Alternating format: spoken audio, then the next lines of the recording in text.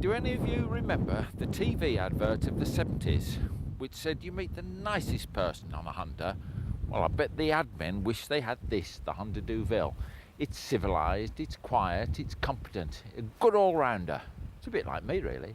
Seriously though, folks, although this is a bike built more to serve than surf, it acquits itself well as an all-season, all-reason bike. It's practical in the extreme with a full fairing and built-in panniers. A mini pan-European, say Honda, and they're dead right. Well, just take a look at the fairing for a start. Up here you've even got two places for speakers, just like a pan or even a Goldwing. Down here is where the radio goes, in this little cubby hole here, which you can take off. And this side here, this one's a lockable one. Just pop the old key in there. There we are. Put sandwiches, tools, or whatever you want to do in there. The only thing this fairing hasn't got, as you can see down here, is any fairing lowers. See, the fairing ends there, but you can get lowers, but they're going to cost you £105 extra. And I reckon in bad weather, you'd need them, as you're going to get wet tootsies.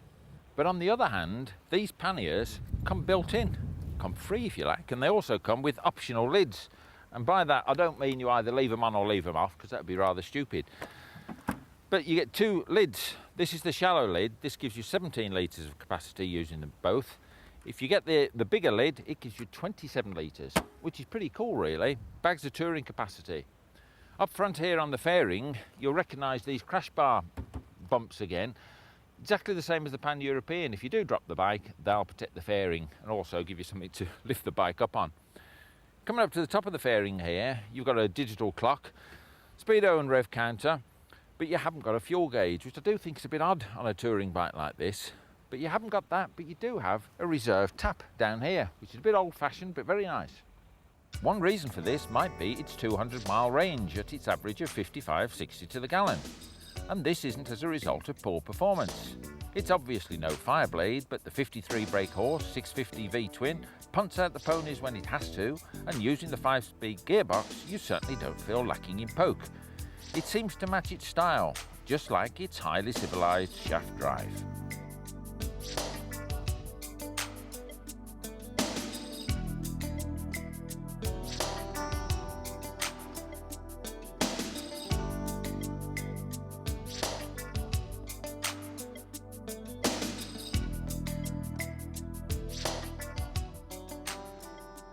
Something else that's very civilised on this bike, it's got a centre stand.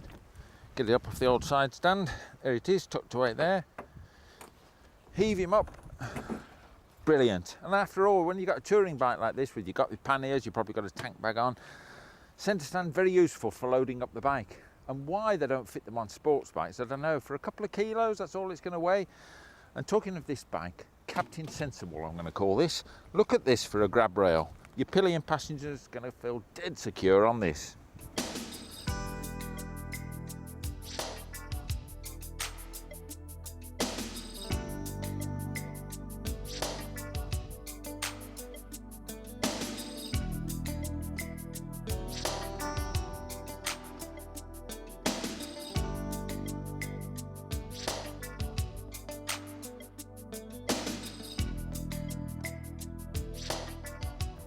Talking of touring, it has got a list of options. It's got heated grips for a start off. Not on this one, unfortunately, but I could use them today. My hands are absolutely freezing. And you can also have a CD player as well, or perhaps instead of the radio. At the back here, you can have a colour-coded top box fits on these points here. It makes you the complete touring bike. And when you think this one is just 6 months old with just 700 miles on the clock, this will cost you just £4,800. That's got to be some sort of bargain.